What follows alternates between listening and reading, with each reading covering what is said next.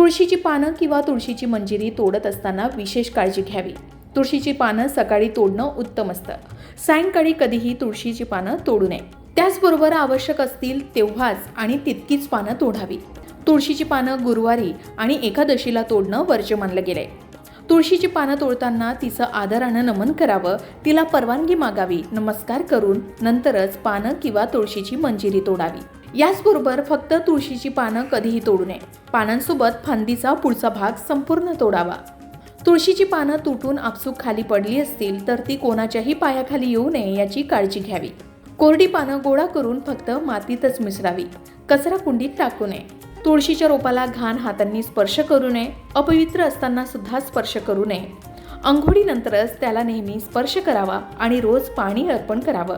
तुळशीभोवती कोणत्याही घाण वस्तू ठेवू नये किंवा चुकूनही घाण पाणी तुळशीला अर्पण करू नये.